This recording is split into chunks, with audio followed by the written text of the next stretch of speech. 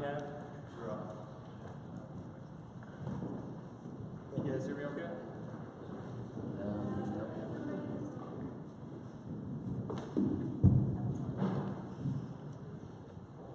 Is that better? No? Okay, found it. So good evening. On behalf of the ACLU of Utah, welcome to the Operation Rio Grande panel discussion. We're looking forward to a lively discussion that includes a wide range of perspectives this evening. We are especially excited to hear from a panel of experts in their respective fields, which includes law enforcement, criminal defense, service providers, and treatment providers. Their voices are essential for an informed and robust discussion on Operation Rio Grande. A wide range of voices and difficult conversations that implicate civil liberties are crucial for a vibrant and strong democracy. We want to thank you, the audience, for being with us tonight. We understand that there are many perspectives and questions that you've brought here tonight, and we encourage you to share those perspectives and questions during the question and answer portion of the event. To respect the panel, the moderators, and other audience members, please do not disrupt or interrupt the speakers. We want to make sure everyone hears from the panelists, and you will have a chance to speak during the Q&A part of the discussion. And again, we thank you for attending tonight's event. And now, I'll hand the reins over to KRCL's Billy Palmer and Lara Jones. Thank you. Hey everybody, how are you tonight? So we're going to start with some opening statements and comments from our panelists. Billy and I, we do the... There we go, back on. But we want to get to Q&A as soon as possible. And when we do, we'd love to hear your first name and the neighborhood you're from. Share a little bit of something about yourself and your connection to this issue, perhaps. Show of hands, how many have read the ACLU report? Great. How many of you have read the information posted on the Operation Rio Grande website about, there we go. Great base of knowledge. Now, my last question for the audience is, how many people have had a family member who was or is homeless? Mentally ill? Addiction issues? This affects all of us. So what Billy and I really want to do, and he'll tell you his thoughts too, is have a conversation about where we go next as a community. As my experience working with Salt Lake City Police Department from 2008 to 2014, as Chief Brown was often telling me, we can't arrest our way out of any social problem. So what do we do next, I think, is the big point of tonight, trying to look warts and all at where we've been, where we are, and where we're going. Ditto. One thing we want to make sure, at an angle right at my lips, on an angle right at my lips. All right, so one thing we want to try to make sure we do tonight, I think Jason hit on it a little bit, is we're not looking to debate. We're not looking to debate the result of the of the report. The report, as the ACL has put it out, is the research that they've done, and this is what they've come up with. It is what it is. What we are looking to do tonight, as Lara said, is this is the most important thing. There's many people in the room that are very much affected by Operation Rio Grande. Maybe that's positive or negatively, but we really want to get down to the bottom of perhaps what has been good, what works, what should we keep, what should we drop. And when we get to the questions, where we get to the audience questions, we would hope that you can be respectful. I would imagine most people in the room would have a question in their mind, and we would hope that we keep those points of what we want to ask brief and get to the question right away, so that we can allow for other folks to ask a question as well. So let's try to be respectful in the room of each other. So I have to do 2 mics at once? Is that it? Okay, let's start with our panelists. Chief Brown, you're closest to me, so and that might be because I know you the best, but you're also physically close. Can you tell us about your position on Operation Rio Grande and any statement you'd like to make? So this is, hello? Can you hear me? Get right close. We are recording this, so please get on the mic with a question. All right, well, thank you, Laura. Thank you for hosting tonight. Thank you, ACLU, for bringing us together. My name is Mike Brown. I've been the Chief of Police since 2015. I was interim for a short time until Mayor Biskupski made me the permanent chief early in 2016. I didn't always start out as a police officer. I was a firefighter, and then I saw the light. We love our brothers and sisters in red. They're great partners to us. Laura mentioned my phrase, my coined line. We cannot arrest our way out of this problem. If I had $1 for every time that was said, I could buy everybody in here dinner tonight. I promise you. And unfortunately, over my 28-year career, that is what we've tried to do. So, roll it forward. 2016, Operation Diversion. 2017, Operation Rio Grande. Finally, and thank God, a lot of partners came to our help. Look, we've been policing this issue for many, many years. It's our sandbox. It's what we've done. We've been very progressive.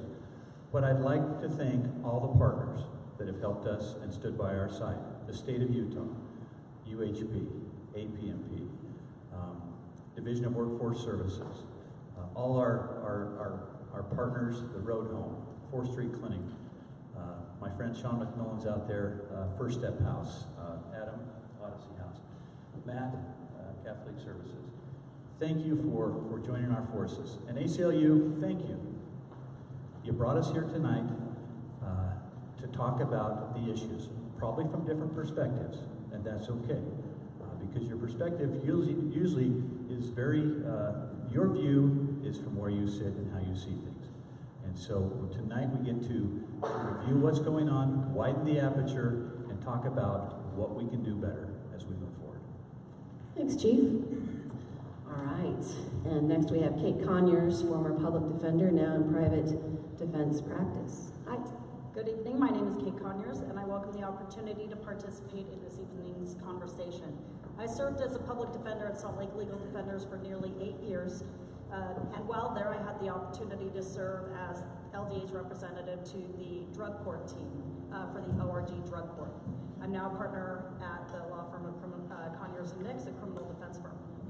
My opinions here today aren't just that as a former public defender and a criminal defense lawyer. They also stem from a love of people who are challenged with homelessness, based not only on my experiences as an attorney, but also as a regular volunteer at legal clinics, specially designed to help homeless individuals, and also at homeless shelters from the Road Home to the Melville shelter to the Homeless Youth Resource Center. I closely reviewed the ACLU's report, and I believe it did an incredible job in identifying the purposes of Operation Rio Grande, the problems it ultimately caused, and some possible solutions. I agree with the report that ORG criminalized homelessness. I haven't forgotten, and I hope that no one does, that these individuals we're talking about here are people. I can't forgive that ORG assumed, and perhaps still assumes, that most people who called the block their home, that they must be criminals. Actions against these individuals have had a lasting impact on the criminal justice system in clogging our courts and our jails unnecessarily, and have resulted in a general inability to provide most of these clients the promised and optimal solution, that of substance abuse and or mental health treatment. Last night I attended the drug court graduation, and I was of 15 graduates from the Operation Rio Grande drug court.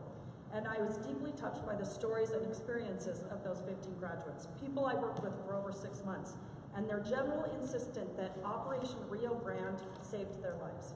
I agree it probably did for those individuals. I agree also that the county is working very hard to right the wrongs that Operation Rio Grande caused. And we have a lot of examples that we'll go over tonight. But I also believe, as the report states, that for the vast majority of individuals caught up in the web of Operation Rio Grande, that most individuals are no better off than they were before, and in my opinion, perhaps worse off. I look forward to tonight's conversation. Thank you. Thank you, Kate Connors. Thank you, Kate. Just to work two mics together. Next, we have Adam Cohen, CEO of Odyssey House. Good evening. I'm Adam Cohen. I'm the CEO of Odyssey House. We're a nonprofit behavioral health care organization serving over 1,000 people at any given time. We have a wide range of services for adults, mothers and fathers with dependent children, adolescents. We have an integrated primary care clinic, service-supported transitional housing, and finally we operate the Cats and Dogs program in the Salt Lake County jails, which is the SUD treatment for people who are incarcerated. I think over the last year, I need to say that finally there was a widespread acknowledgement that the people that we're seeing down here and in our communities need treatment. And that happened at all levels of government, with all elected officials and government officials, and that is amazing to me. I've worked in treatment for 19 years, and I've never seen that. And that got backed up with a substantial investment into treatment services. Odyssey House and many other providers have had substantial, explosive growth to meet the demands that are in our community. That's the coolest thing I think I've ever been a part of in my career. I hope it continues. It's incredibly important to me that we serve the people that are desperately in need. And finally, for many years, and I worked in our admissions department for about 6 years, I oftentimes had to put people on a waiting list that was 10 or 12 months. I don't have to do that anymore. My staff don't have to do that anymore. A year ago, people were waiting to get into treatment for 10 months, oftentimes longer. The only way that they would get in is if they were arrested. Now, that's not the case. If you're homeless and you want to get into treatment, you can. You can get in now. So we went from 10 or 12 months to a week, today, next week, 2 weeks from now. That's pretty staggering. And that's really awesome, because people were dying waiting. And so I think we really need to acknowledge the strides that we've taken so far and make sure that we continue to keep these improvements in our system and move ourselves even further. Thank you.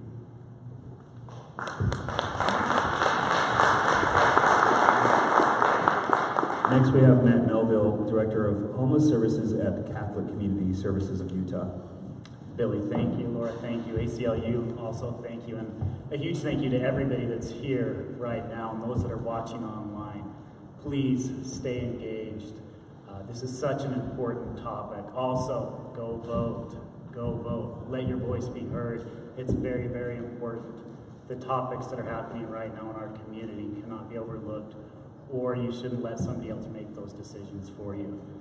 I'm the Director of Homeless Services for Catholic Community Services of Utah. We do a lot in the community. We have a food bank up in Ogden. We have a refugee resettlement division. We help immigrants with immigration status. Downtown, we run the St. Vincent de Paul Soup Kitchen. We also have the Wigan Homeless Resource Center. It's our daytime shelter for those that are experiencing homelessness or need access to important resources that we have there, and our community members that also have space in that center. Operation Rio Grande pretty much was the end to one of the worst chapters, in my opinion, in our city's history. People were getting victimized on the hour on those streets before Operation Rio Grande happened. And it broke my heart seeing people come in, elderly people. I remember one in particular, an older gentleman that came in with a black eye because he didn't have a safe place to go, and they beat him up for his Social Security. He didn't report that to police. He wouldn't. Many of the crimes that were happening down there before were not reported to police. They feared retribution from those people that were bullying him, the drug dealers, the sex traffickers, human traffickers. It was, I mean, this all happened on our front doorstep. It was absolutely horrible. And it affected our clients in a devastating manner. They'd all been through something very, very traumatic beforehand, and then have to go through that while they're trying to receive services is heartbreaking for us. And to get females that come to the Wiegand Center that say, can you walk us across the street to the road home? We don't dare walk 30 feet across the street. That's eye-opening for us. That had to change. Absolutely had to change. I just want to finish with every question that's going to be asked tonight. Think in the back of your head. Do me a favor and just think, would we be better off with more affordable housing? Every question, almost all of the answers would be affected positively by having more affordable housing. Everybody's stuck down there if we don't have housing to put them into. So please advocate your politicians to push for affordable housing, SROs, more treatment beds. These are all the answers to the issues that we've been facing downtown for a lot of years. We'll be back here every year for the next 15 years unless we make strides in affordable housing and thinking outside the box to get people into housing and outside of the shelter. Thank you.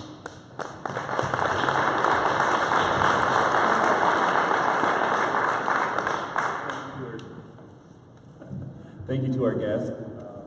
We'll start out with some questions. I have a question for... I have a question for Chief Mike Brown. I think I'll get one of the hard ones out of the way that I think a lot of people's minds.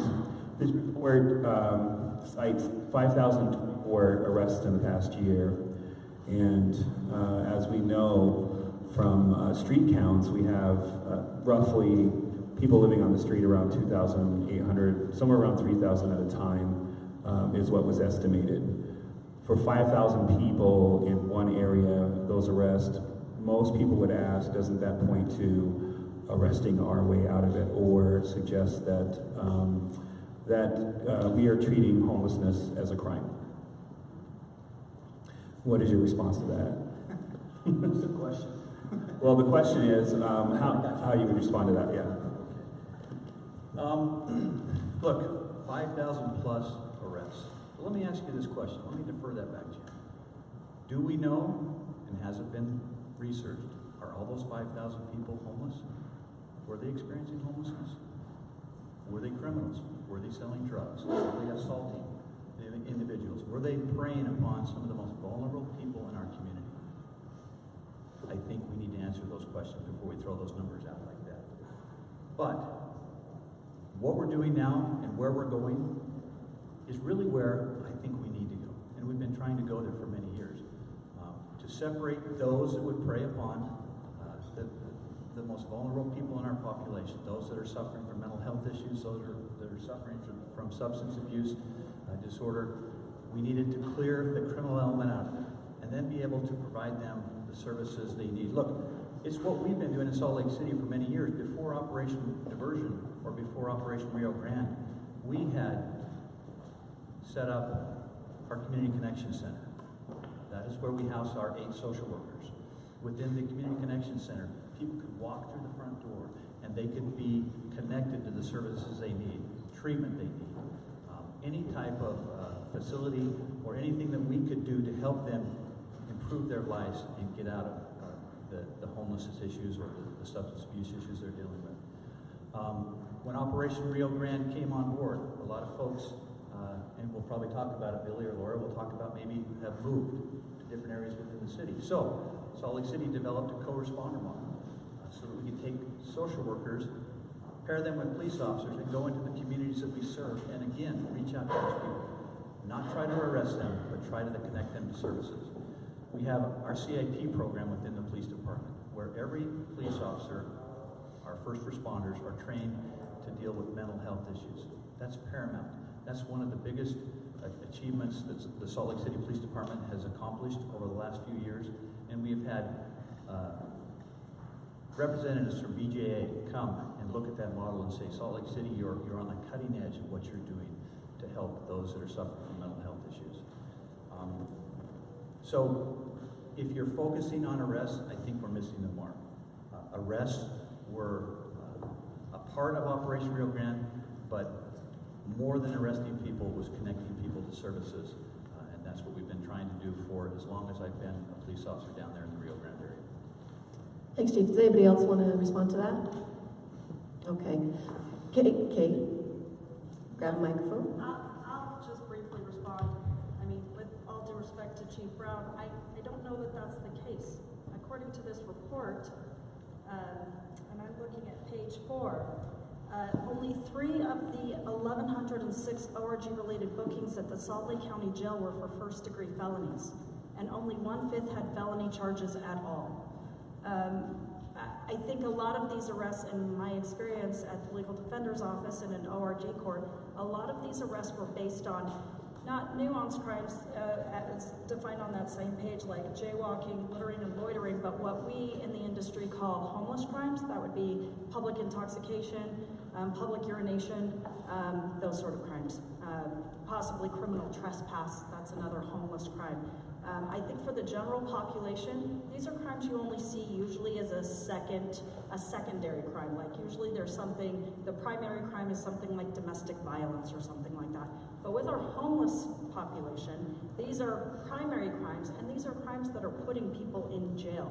When you go to jail, you lose a lot of your belongings. You lose your stability of that area. I mean, it has some serious implications that I don't think were considered when we arrest these people. I think, of course, this web captured some of the worst elements around the block, but it also, unfortunately, captured a whole bunch of other people who, in my opinion, are doing nothing but being homeless for the most part.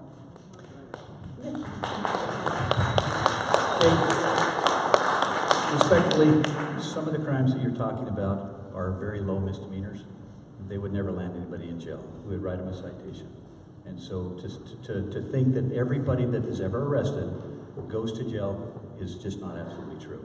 We write citations, and believe me, we exercise discretion and valor and compassion as much as we ever try to arrest some people down there. So that 5,000 number, is that just arrests that went to jail, or are you counting citations as arrests?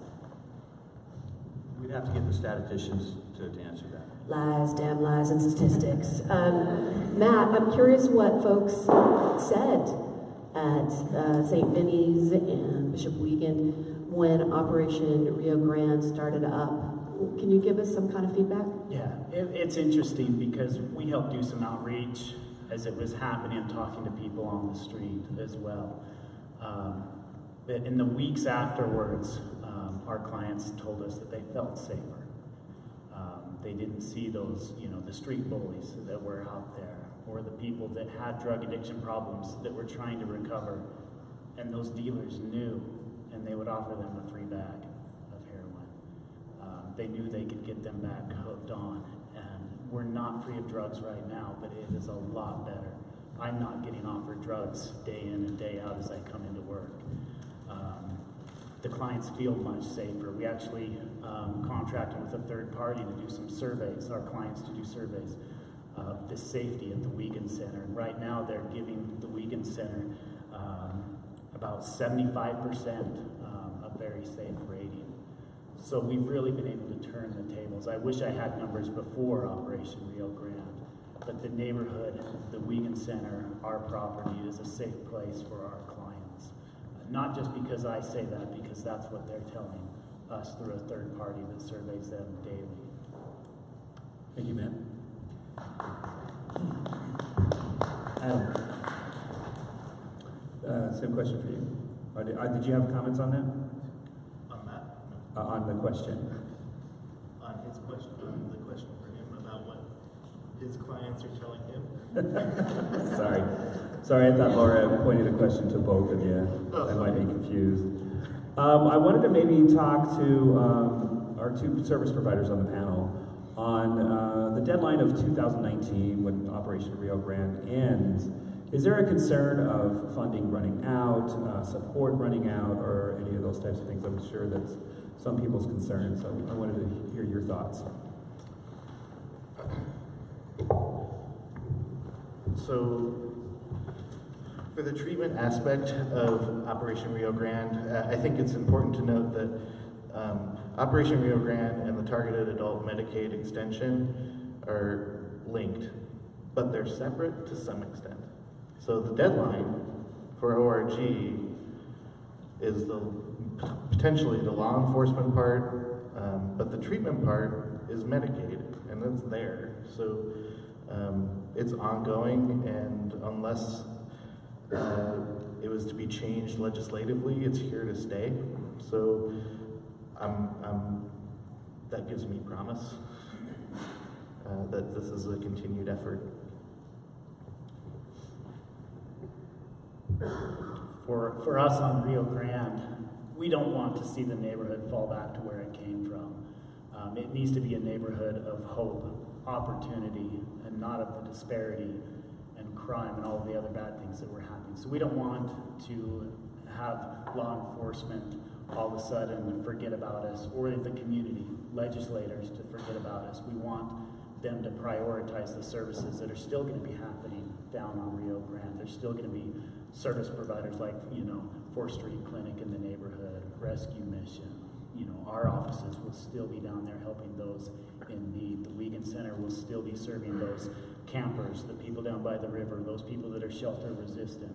We want to make a safe place for them where they can access resources.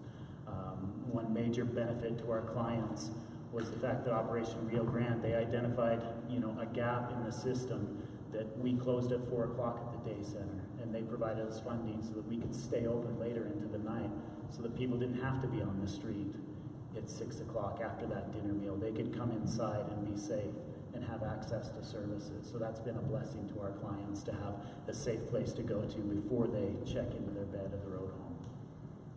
Thank you. We'd like to open up questions for the audience. If there's anybody that has a question, please raise your hand. My name is John. Sorry.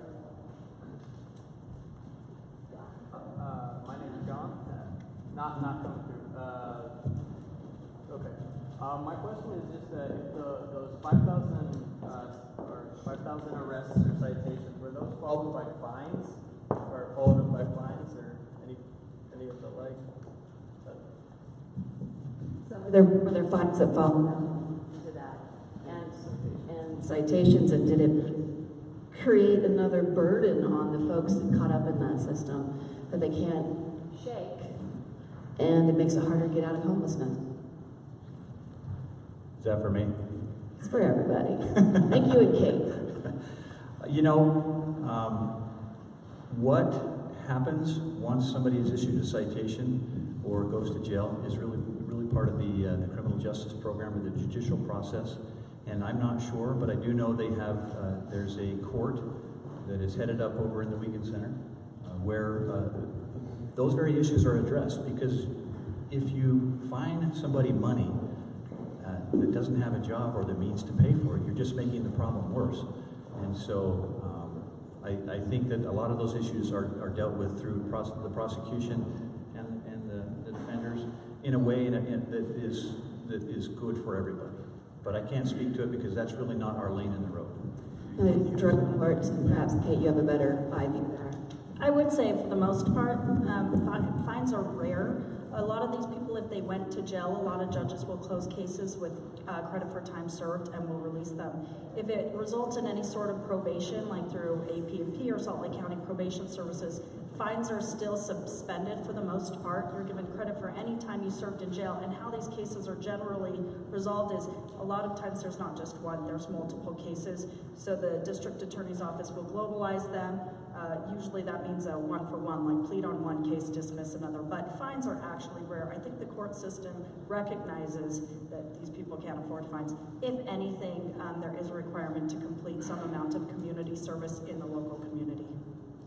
And Kate, can you talk about drug courts and also treatment and the role of relapse. I think you have a piece of that as well as our service providers.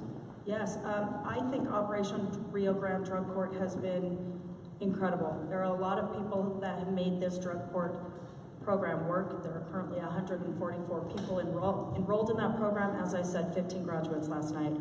That's Judge Shaughnessy and Todd Olson over at the DA's office, and Sam Hansing currently at LDA. A lot of people have worked very hard with resources from the county and from Workforce Services and from Criminal Justice Services, Odyssey House, and a lot of other groups to make that successful. One thing that I think is unique about the Operation Rio Grande Drug Court is that we recognize that people relapse. It's very common with drug substance abuse issues. So usually when somebody relapses, a warrant will usually either they'll serve a couple days in jail if they're still there. A lot of times relapse is associated with somebody leaving a residential treatment program such as Odyssey House and going on the run.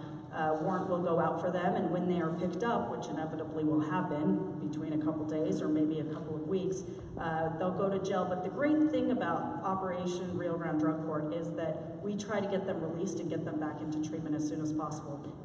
As Adam suggested, it's sometimes only a day, maybe a week. It could be a little bit longer, but we will give people an opportunity. I say we because I was involved for so long. I'm not currently involved, but they give people multiple opportunities, and they recognize that relapse is part of the process. Matt and Adam. Yes, I just wanted to speak to a program that Chief Brown mentioned, the homeless court inside the Wiegand Center, because fines is devastating if you don't have any money to pay that fine. So a program that not a lot of people may know about is every other Friday, Salt Lake City Justice Court, Judge Baxter comes down to the Wiegand Center and holds court inside one of our conference rooms upstairs. He provides all of the court clerks, legal assistance, free legal advice, and they can come one by one to adjudicate any issues or misdemeanor citations that they might have. He understands that they can't pay these fines, so he will sentence them to community service, or if they have access to a treatment bed.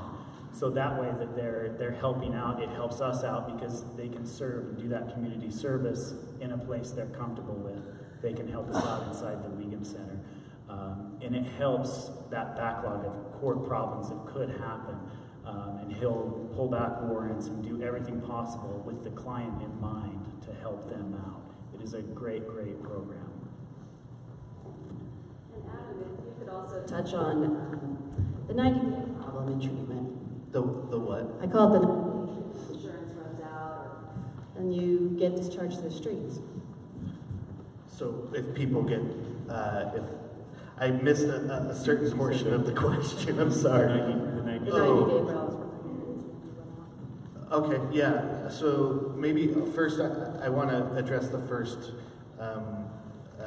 regarding relapse and so forth. And I think we all have acknowledged, the courts, treatment providers, majority of the public, that substance use disorder is a chronic relapsing disease, and relapse is part of, unfortunately, some of the people that we're serving. One of the strengths of the ORG drug court and other drug courts is the engagement and accountability, so that when somebody does, they can be picked up. They can re-engage before they spiral out of control. And as a treatment provider, it's our job to teach people how to prevent their relapse. But if they do, what do you do?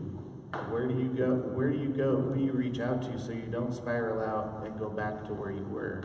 So that's part of our job as a treatment provider, to prepare people for that kind of inevitability. So I think to answer your question about the 90-day insurance thing, I think that is a significant problem with our commercial insurance system. It's not necessarily 90 days. It depends on the insurance company. Some are better than others about covering for SUD or mental health care, but they generally don't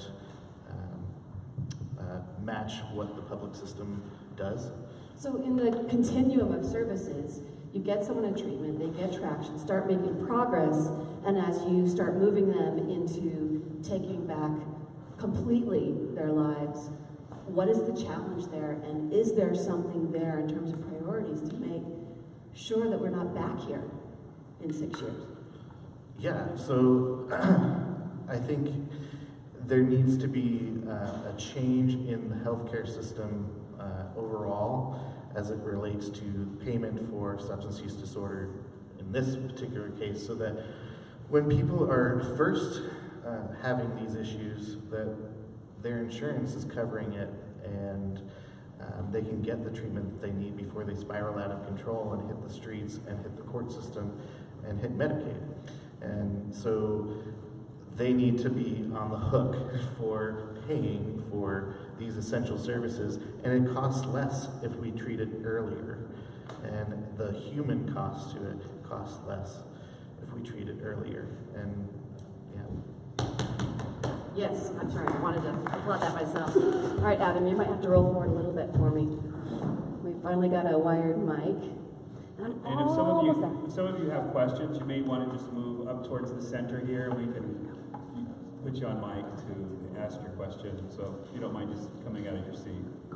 My name is Adam Guyman, and I have kind of a question, but at the same time, I've noticed that a lot of people aren't just homeless just by choice. And the thing is, you know, people are arrested for things such as they go and try to use a public restroom or a restroom at a business, and they're usually denied, and then someone gets a ticket, or they get fined, or they get arrested because they, you know, went behind a dumpster. And the thing is I think we need to change, and I want to find out what your thoughts are about, we need to change the fact that, you know, we need to find out what got someone homeless for, you know, in the beginning, because in order to help someone, you know, there's obviously some sort of situation where someone was in a position where either they lost their job, for example, and then everything else, you know, spiraled out of control, and some people then ended up on drugs, and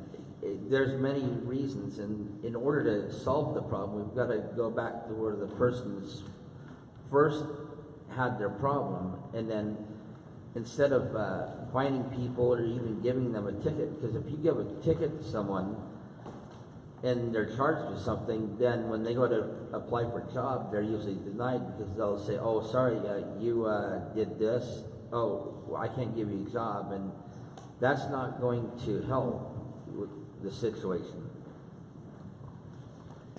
Thanks, Adam. Anybody want to respond to that? Adam, I think you did a great job pointing out all of the complex issues that go towards causing people to become homeless. That's why we really need to address it before it takes place with affordable housing. Over and over, we need more units. There's lots of units going up in the valley, but very few are affordable housing units. So if we can get it ahead of time and create a system where they don't become homeless, that's going to solve all of these other problems that pop up along the way. All right, I got more I just important have now. Go ahead, Kate. Go ahead. One brief comment to that. I thought you spoke very well about that. I, like most citizens in Salt Lake City, I also feel like the block area is safer, and I think that is being as a result of Operation Rio Grande, because it does take that negative element out of that area, but I think that's a very small percentage. I think what this gentleman just talked about is that a lot of these arrests are for these homeless crimes that are just arrests or citations that are also likewise life-affecting. A lot of these citations or arrests are for things that don't necessarily make that area safer and don't consider some of these issues that this gentleman just pointed out. Hello, thank you. I have a question for the crowd. Are there any residents of Rio Grande here? So that's a big gap. And I am a resident of Rio Grande. I live right across from the homeless shelter in one of the art space facilities. None of our residents were interviewed, to our knowledge, by the ACL. So that's also a big gap in that report. I've lived in the Rio Grande area now going into 4 years, and was there before Operation Rio Grande and saw it at its absolute worst, and saw some of our most innocent people preyed upon by an unbelievable criminal element. And I just need to thank the officers and the support services that came to help get rid of that criminal element. I can now invite my grandchildren to visit me during the day, which I was not able to do. I daily, numerous times a day, would have to ask people to move away from my front door, or not to shoot up right there, or going from one car to another place, be solicited, and that's 4 or 5 times every day. I can now walk my dog through the intersection on 2nd South and 5th West over to the Gateway Park, where before we would put her in the car, and she's a 135-pound Great Pyrenees, by the way. We would have to put her in the car and walk her across. My question is, why weren't the residences, or why is there a gap here, and so many people didn't know about that, the people who live here and deserve to have a safe place to live? I don't know if Jason wants to jump in on the report's construction or methodology, but I believe it was looking at the data, my read of it. Jason, you want to handle that at all? Well, while you're thinking about it, we'll go to our next question. And if I can, I'm going to jump here and then you. Hi, Sean McMillan. I'm the Executive Director of First Step House, also a service provider focused on this high-need population that we're talking about. 2 questions, real brief. Chief Brown, you visited First Step House and spoke to a couple of our guys, actually a few of our guys. One of the questions that you asked, or a member of the bike team asked, was, did you ever try to get treatment on your own? So that's one question. The second question is really for you, Ms. Conyers, but also for the ACLU. The Mental Health and Addiction Parity Act of 2008 created some criteria that healthcare systems had to apply. Have we looked at whether or not those health care systems here in Utah are meeting the standard of parity? Meeting the standard of parity. Adam, what do you think? That goes to kind of what I was saying before. I don't believe that parity is there. So for those of you that are not familiar with the Mental Health Parity Act, it requires that insurers are to pay the same for mental health or substance use disorder services as they would for a primary care. And so clearly that is not the case still. We have giant gaps. So if you have a heart condition, you're going to be treated, or if you have cancer, you're going to be treated for the duration of that until you go into remission. Substance use disorder is not paid for in that way, and we do have a major problem there that needs to be addressed. Okay. Did you get that, John? Yes, you did. Thank you. What's your question?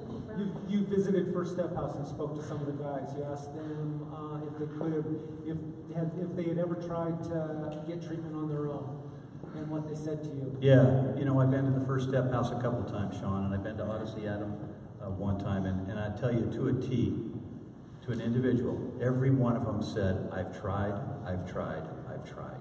I could not get in. In fact, I had to go out and use drugs to try to get into the program when I was trying to be clean.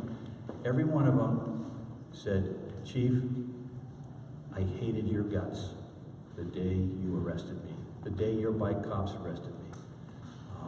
But I'm telling you right now, with tears in their eyes, and we had some bike officers there that had arrested these individuals, there was hugs, and there was very thankful, thank you for giving my life back.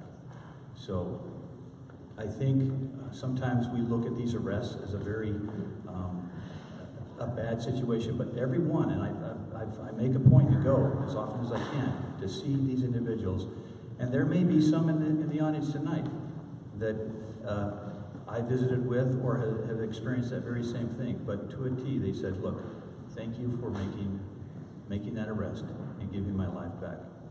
It's changed my whole life.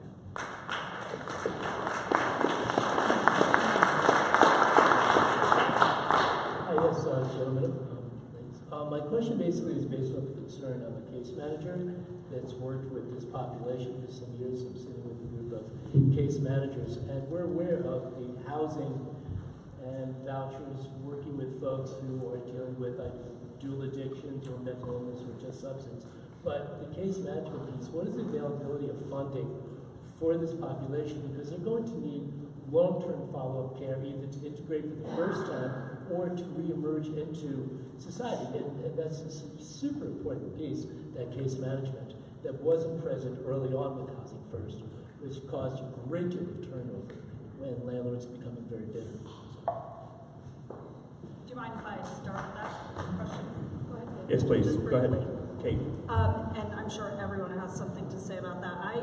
I know I've been pretty negative about Operation Rio Grande, but I also want to give credit where credit is due.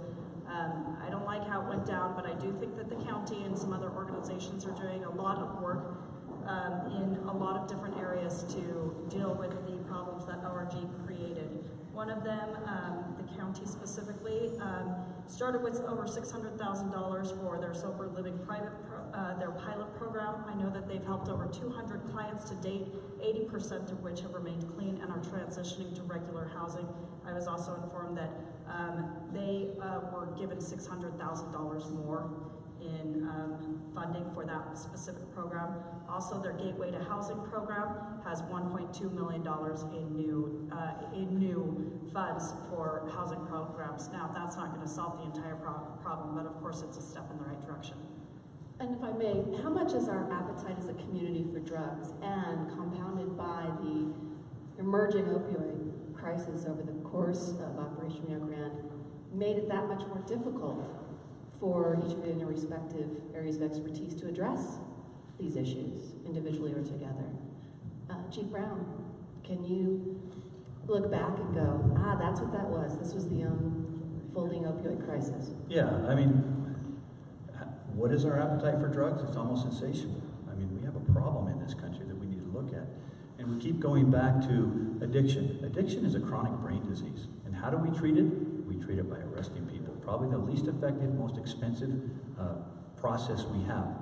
But until Operation Rio Grande, until we try to connect those dots and get people, interrupt bad behavior into a jail where they can maybe clear up their mind and get into some sort of treatment program.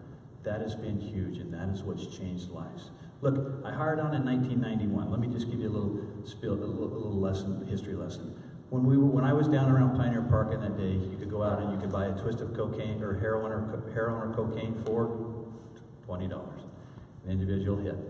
Now, we have poured how many millions and millions of dollars into the war on drugs? We have seized, I remember seizing a large quantity of heroin. It was about 80 or 90 pounds. We figured that it probably would be, if you cut it up and made doses, it would be enough for about 1 million doses. We figured the next day that there would be people that would have a very difficult time getting heroin so they wouldn't get sick. Guess what happened the next day? Not a damn thing.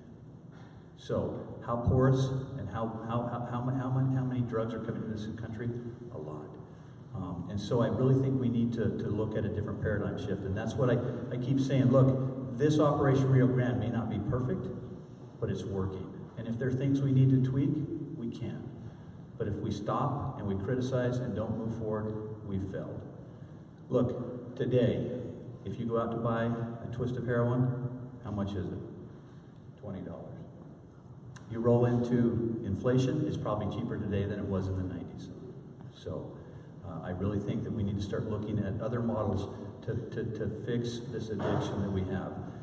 Addiction is a chronic brain disease. Homelessness is not a crime. Mental illness is not a crime. But what tool do we use every day, 24 hours a day, to try to fix it? Tonight, when you all go home and there's problems on the street, who's going to be called? The police department. And what do we have? we have the tool of arrest. Let's look at how we use those arrests and make that a very positive experience and hopefully move people into a diversion program. We have got to fund the treatment beds to fix this problem. We can never arrest everyone. Thank you. Next question. Hi, I'm Emily. I'm a local business owner and landowner here in the downtown Salt Lake. I recently moved downtown, and I find myself being very confused about what we're supposed to do about the disbursement of the homeless into our neighborhoods. Because I see an influx of crime and drugs in these quaint little neighborhoods that are antiquated with, you know, your status quo of what you're earning, but when it comes down to us, I don't know how to deal with the homeless who are coming into my neighborhood. I live in historic Gilmer Park, you know, supposed to be this upper echelon neighborhood. Well, we're having deaths on 9th and 9th. You know, we have drug paraphernalia, drug baggies all over our roads. We're not being conditioned or educated as responsible humans and business owners and real estate owners to know how to deal with this. And I'm a human at the end of the day, and I want to help other humans. And I see so much of this meeting attacking arrests and drug addiction, but what are the resources and mechanisms for us who are living in the community and want to give to our community? How do we learn better? And if I might put something on top of that as well, along North Temple as well is Chief Brown. This is no secret to you, obviously, that you've had to change how you police by seeing this problem, in a sense, spread. So can you answer sort of District 2 and District 5 have seen probably quite a bit of the disbursement of Rio Grande, and I think that's kind of left out of the report on this lower, okay. To your point, ma'am, we knew that when we focused our efforts into the Rio Grande, the block area, that we would disperse crime and individuals. The beauty was... See, it's hard for us to even know that nomenclature. Coming from the residential neighborhoods, like a little definition into what the block is. The block is the shelter block. That's where the 5th West to Rio Grande from 2nd South to 4th South. That's considered the block. We knew that we would disperse it. But when you disperse crime, you weaken crime. And we built into the system enough flexibility and enough, we were nimble enough, our partners, UHP, to go where that crime may go. And that's why we have focused so much on North Temple and the Gateway and the issues that we've put over there. We've actually put together another West Side Bike Squad to look at those things. But what we ask the citizenry is just to call us. That's all you need to do, is call and say, this is a problem, this is what I have. It may not be a crime, but you can still call us, because we have that co-responder model now where we can take a social worker, throw them in a car with a police officer, and go out. Not to arrest the individual, but to see what we can do to help them. Let's quit trying to, we always try to arrest the symptom. Let's find out what the root cause is and fix that. And that's where we need to go with policing in the next decade. Do you mind if I add something really quick? Oh, that didn't deserve. Go ahead, Kate. I just, as citizens, I know that was part of your question, what can you do? And as a citizen, I have 3 suggestions. 1, treat people who are challenged by homelessness as people. Talk to them.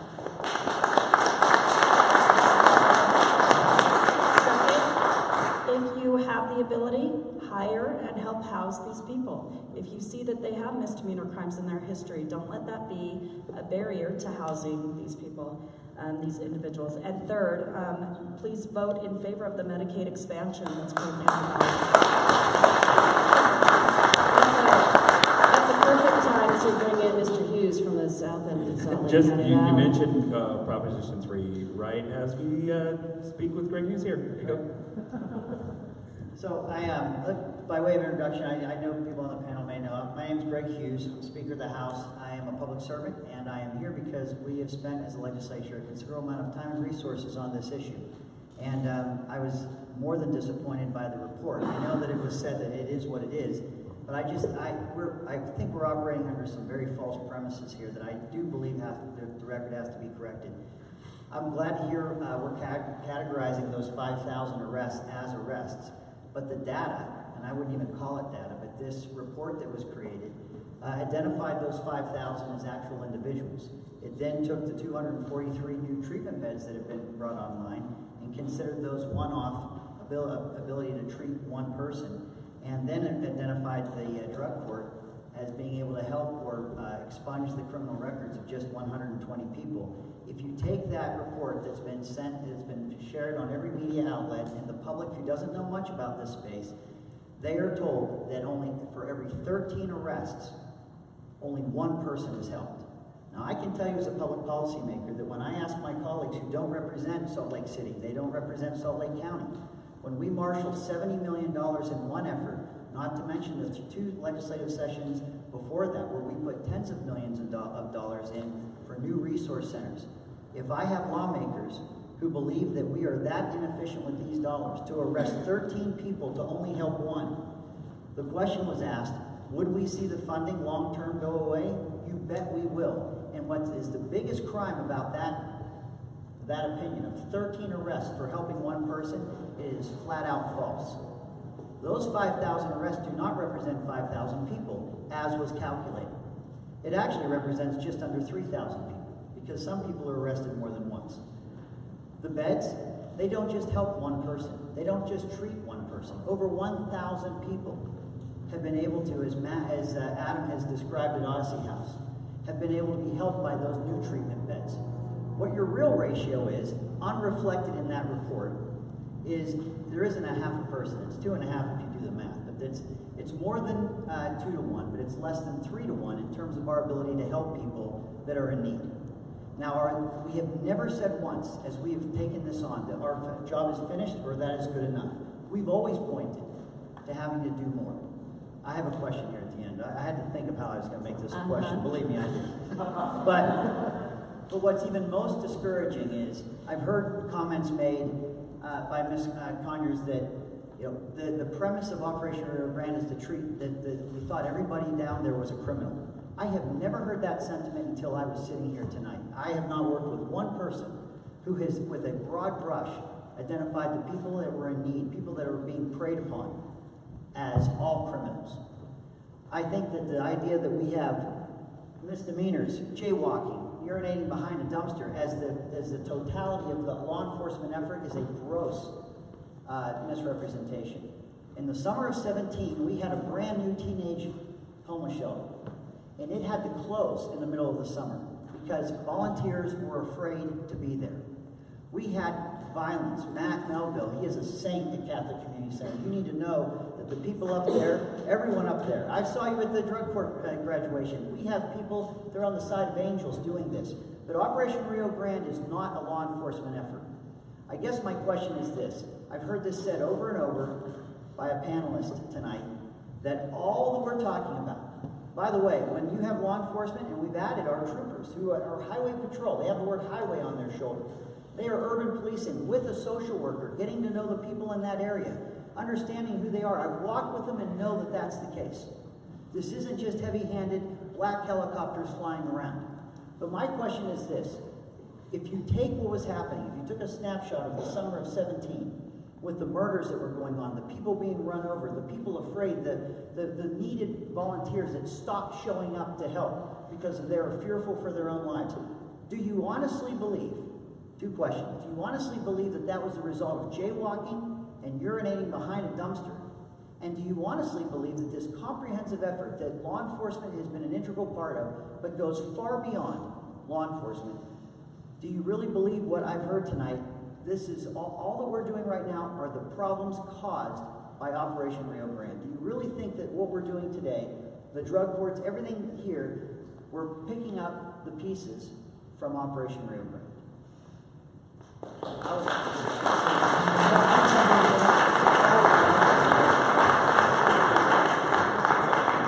It's a long question, but I had to get on my Kind of long, yeah. Yes, I will. I agree with you that there were some serious criminal elements on the block there, could still be there, and possibly some of those were identified through some of these lower level misdemeanor crimes. But based on the data in this report, which I believe is accurate.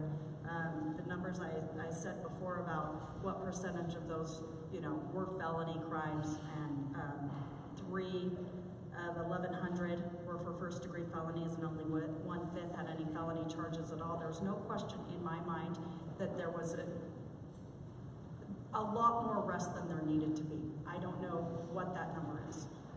As for your second question, I don't think that ORG has caused all of these problems. Clearly, a lot of these problems existed before. Substance abuse problems didn't just start in August of 2017. Of course they didn't. The lack of homes didn't, start in August of 2017.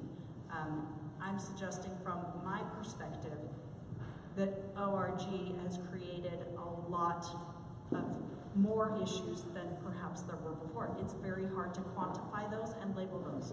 But Speaker Hughes, I also recognize that with ORG, a lot of good things have occurred as a result. The fact that we're sitting in this room tonight discussing this civilly, I think that's huge. The fact that we have an interdisciplinary response to these issues with the help of treatment providers and police, and Operation Rio Grande Drug Court is an example of that, bringing all of these people into one program. That would have never happened without ORG. It's been suggested that the Medicaid expansion wouldn't have happened without ORG. A lot of good has come out of it, and I don't know that it's been handed out, but I know there's a handout from the Salt Lake County about some of their programs, and really great programs that have been put into place as a result of ORG. What I'm suggesting is that the way that ORG went about trying to solve this problem was not incredibly well thought out, and has had incredible life-reaching complications and consequences for thousands of people that would not have existed without ORG. Wait a second. Speaker, I want to redirect this question back to you, because I think in the end, what this report from the ACLU, whatever the pros or cons that you see in it, is what happens next, because we can apply all this money, but it's not going to go back to business as usual. Business has to change in how we treat our community members that have these issues. It's not going to be fixed because of Operation Rio Grande. So as a lawmaker, as a public servant, it's next level time. So what are you going to be opening the purse in 2019 for housing? This is the irony. Are you going to finally expand Medicaid? So this is the irony. This has been the most comprehensive effort since the 2002 Winter Games, and it's a lot harder to deal with an issue like this than to host the Winter Olympics. I would argue that if you can talk data, go down in those areas, speak to the people that have been helped, listen to the people at ORG that express gratitude for law enforcement. We had a teenage boy said, if I could find the officer that arrested my mother, I would hug that person because it was the best day of my life, and his mother agreed. We are being way too myopic on this, and to answer your question, we have a momentum here, and we have a model that is being noticed nationally. But if that ACLU report that would suggest that 13 people were arrested for one person ever being helped, if the kind of narratives that I'm hearing here tonight are believed by people that don't know otherwise, the questions and the nomenclatures and the vernacular we're using by the broader public they don't know, we will not have fun. We will not take the momentum that we're seeing to see good things happen if we so grossly misrepresent the work of law enforcement, the work of the county, the work of the state. All the things that are going on now can all get better, and it's on the right trajectory. But when we have a report that would suggest that this is carnage out here and we're destroying lives, people, go out there, if you can remember that summer of 17. Use your senses of sight, of hearing. Tell me that you can't see. Talk to the people that live there and tell me there isn't a difference, and a measurable difference. Good things are happening. There's things we can do, and we have to do more. But I am so disheartened by a report like this that will mislead so many people, including policymakers, to suggest that we have wasted money or squandered it in an unsuccessful effort. And I would just like to point out the ACLU did correct in its most recent issue of this report today that it's the arrests, not individuals, 5,024 arrests. All right, next question or comment? I might ask Laura, I might interrupt just for a second to suggest to remember that that all of we're celebrating Operation Rio Grande in many ways in the way that it's helped people, but much of the reporting out about it does not include the uptick in crime along North Temple. I think there's a lot of criticism that way. I don't know if Speaker Hughes has left, but there's a lot of criticism for the fact that we're saying this has been successful, but we're not looking at the fact that crime has spread. The Gateway, a lot of people call it Rio Grande West. Chief Justice, I'd like for you to respond to that. Do you feel that that maybe should be something that's added to it? Because I think a lot of people on the west side of Salt Lake and a lot of people in Liberty Park are feeling like they don't matter because we're celebrating a decrease in crime, but we're seeing an uptick in neighborhoods that we're not reporting on. Chief Brown, I think it's... Yeah, thanks, Billy. We did see some of the crime reward in North Temple. But through our CompStat model, we look at crime every day.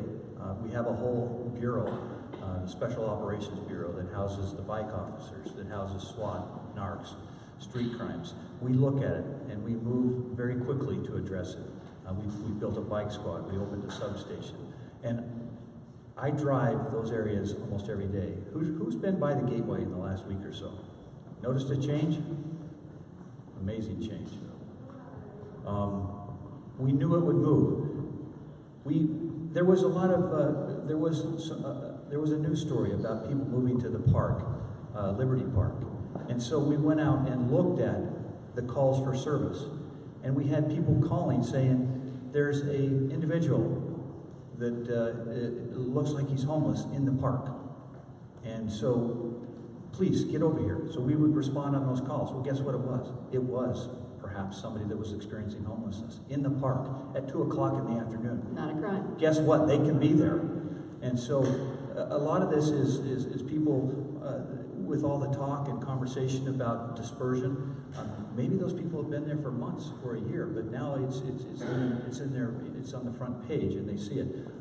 And so but that doesn't. Regardless, the police respond, but we respond in that co-responder model. We respond with our host outreach service team, with tools on our belt to say, look, what can we do to help you? We're not here to arrest you. What can we do? And we do it day after day after day, because you never know when that individual is going to say, it's my turn, I need the help. Are there areas of this community, as the crime has moved, that just aren't used to having to make that call, and that feels greater than the situation actually is? Laura, that could be part of it. But if you look at crime across the city, and if you look at crime in the Rio Grande, crime is down 38%. Part 1 crimes, and these are the serious crimes. These are rapes, robberies, assaults. They're down 38% in the Rio Grande area. That equates to 1,067 less Part 1 crimes this year than last year. Now, let's talk about what that really means. That's 1,000 less victims. That's 1,000 less individuals that was arrested. That's 1,000 less people that had to go through the justice system to be assigned a defender or prosecuted or incarcerated. I would really challenge somebody to put a number to that. What does that number look like? It didn't happen. And then if you look across the city, crime is down 22% across Salt Lake City this year. Part 1 crimes were down 4,700 Part 1 crimes. That's an amazing stat. All right, so I just realized the time, so we have one more question we're going to get in and some closing statements, because I'd really like to hear what you need next in your area of expertise, or where you think we need to go next in setting our priorities moving forward. So last question from the audience. Yeah, my name's Augie. I actually was one of the 3 people that raised my hand. I live here in the Rio Grande. And I think to answer the question earlier about why no one's here from the neighborhood, it's because most of their problems have been solved, but obviously the problem of the homelessness, the crime, all this stuff has not been solved. So that's why none of my neighbors came out tonight. One thing I want to say is that it got so dangerous down here that I started to carry a pistol. And I got in a situation where if I didn't have that, it would have gone differently for me. I want to say thanks to the law enforcement officers that are here and everyone else, because I don't carry a pistol anymore. And that's pretty scary to live in a neighborhood where you have to carry a pistol and have used it.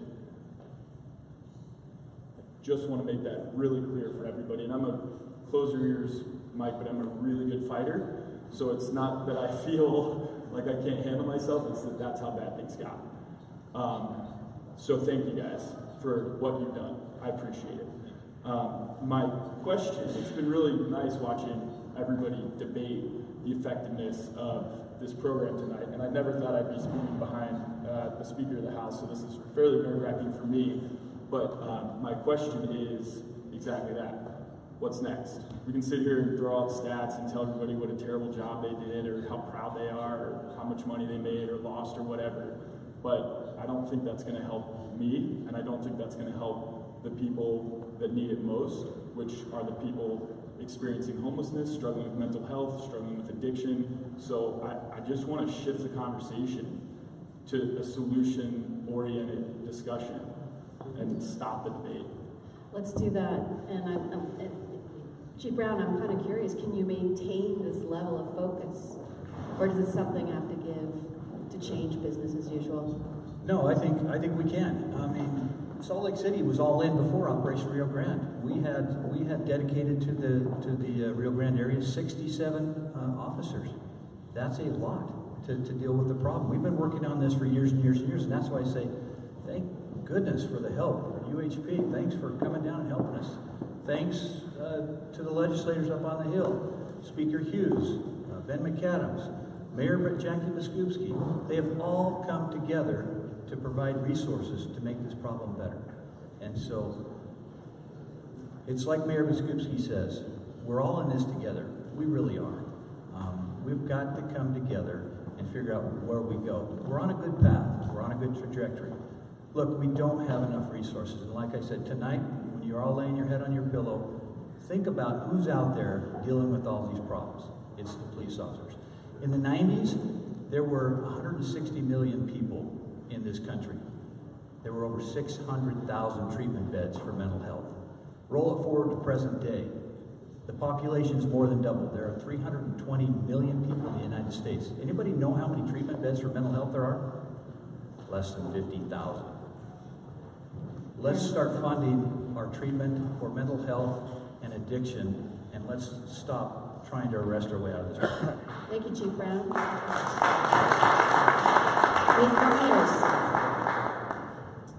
Thank you again for allowing me to participate in this conversation. As we move forward, I will focus just on three things. First, the arrests that are happening at the block and as part of Operation Rio Grande have not stopped. I believe they have decreased, but just by the misdemeanor attorneys that respond to the jail every single morning, they still have to send two. It's still in the hundreds. Like, they have slowed down, but they haven't stopped. So I'd like there to be a focus not on arrest, but on treatment, as was promised originally. So that would be the first one, is making sure that we're not focusing on arrest. While some people may have benefited from the arrest, like the 15 graduates of the drug court program last night, let's not assume that all people are benefited by arrest, and in fact, most are not. Second, the drug court program, it's amazing. It is not without its issues. One of the things I'd like to see is they have capped it at an enrollment of 144 individuals. I'd like to see that expanded, maybe a second Operation Rio Grande drug court, and not limit it to those 144 people. The third thing is I'd like to see more programs like the county has been rolling out. I think they have done a good job trying to address the issues caused by Operation Rio Grande with treatment expansion, with the drug court program, with some pilot programs designed at sober living and some increased vouchers for housing and expungement services. I commend them for the efforts they have put into this. I'd like to see more funding towards those programs and more out-of-the-box solutions like the county has been coming up with. Thank you. Thanks, Kate. Adam Cohen. So I think the first thing I'd say is things are getting better, so let's not lose sight of that, and we need to continue to progress. And so we still need law enforcement to make our community safe. And there is a significant portion of our population that won't get better without that kind of touch. And that's unfortunate, but that's the nature of the disease. And that unless they have that, they may not make the choice. So we need to acknowledge that. We still need to invest in treatment. In order to invest in treatment, we need everybody to step up. And that means we need the universities to start helping get more qualified clinicians into the field. We are in a workforce crisis, and it is important that we get there, that we get more clinicians to the field. Yeah. Were you going to say something about expanding Medicaid? I think we need access to treatment. Whether with Medicaid, we would have a significant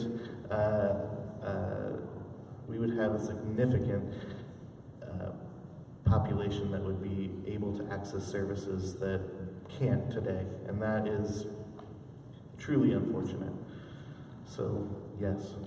Thank you, Adam. I just knew you were thinking that, so.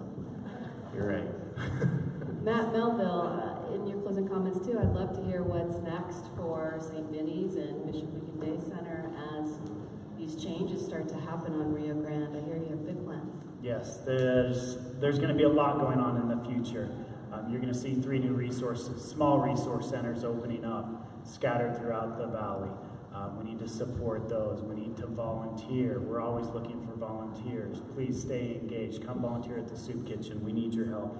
And we don't just need help during the holiday season. March, April, May, June, all of those times, there's still people experiencing homelessness. We need your help. We need volunteers to come help us serve meals. We need socks. We need financial donations. We rely very heavily on private donation to help fund these case managers so that they can stay with these people that they're working with longer and we can get more. There's way more clients right now that need their services. We just don't have enough case managers at any of the social service providers. Stay engaged. Stay engaged. I want everybody to, next time there's an opportunity like this, bring 5 friends. Let them know what's happening in your community.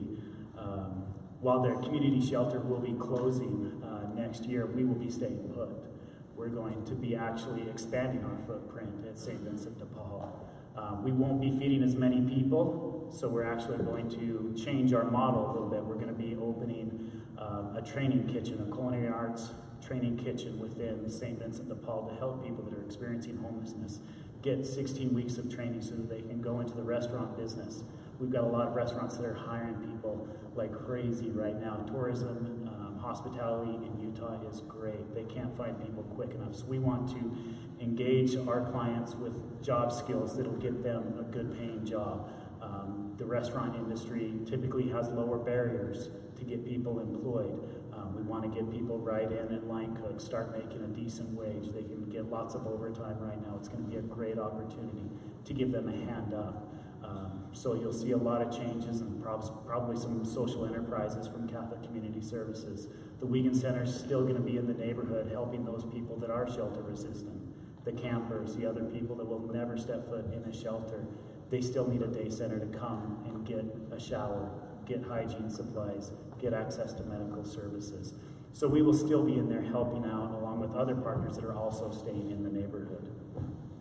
Thank you so much to all of our panelists. We have just a few closing comments from our host, the ACLU, but I do encourage you to stay involved and stay engaged and encourage others to as well. We did record this, and I believe the Facebook stream worked as well, so you'll have opportunity to share it or listen again. So I turn it back over to the Jasons. I just want to thank everyone for coming tonight. I'm Jason Stevenson with the ACLU of Utah. There's 2 of us Jasons. We keep it very confusing here. I just wanted to respond. We appreciate Speaker Hughes coming and giving out the, his comments and a lot of new data, actually. We have new data from Salt Lake County, which we have back on our table, that was just released today about some of the work that they're doing. Speaker Hughes' Chief of Staff just published a lot of new data on the Facebook feed, which we're going to publish, looking at some new ideas about how Operation Rio Grande is working. I will say that we use the publicly available data that was on Operation Rio Grande's website. That's what we use, that's what we put in the report, that's all we had to go on. And so we're glad that there's more data, there's more information being released right now, and we hope that this event will keep that conversation going, because we can't not ask tough questions about a program and about an issue that is this important. We need to keep asking those questions to make it better, to get the funding, to get the support, and to make a difference. So thank you all for coming, for doing this. And actually, Noella, do you have a comment? Clarify something. I mean, the paper in the back is the document that the county put together. That really does reflect the work of this whole team. Without the funding from the state and the partnership of the state, none of that back there would be possible. So I just wanted to correct that it's not just Salt Lake County that is doing all of this great work. It's all of us. And I really believe that without all of us, this wouldn't happen. So just wanted to set the record straight there. Thanks. New information, new conversations, and hopefully we'll meet some new people at this event too that maybe we've never met before, so we can continue this going. I want to turn it over to the other Jason for some closing comments. First, I really want to thank everybody that was present today to have this conversation. As you can tell, there were some pretty difficult discussions, but we did it in a very civil way. We got a lot of really good points and a lot of perspectives. I think everybody here learned a lot today. And I think it's really important, too, to think about that these are our neighborhoods, this is our community, and everybody should have a voice. And I think these are the sort of areas where we all can have a voice together. So I encourage us to keep the discussion going as we move forward, both in Operation Rio Grande and in other projects in the city. I know that we'll be sticking around for a little bit. We still have some refreshments in the back. Hopefully not everybody cleaned out the cookies, but we'll see. So please stick around, chat some people up if you haven't met them yet. Introduce yourselves. This is your community. This is your investment, so let's keep that going. And of course, we have an election coming up, so make sure to check that out, do some voting, and please give a big round of applause for our panelists and our audience.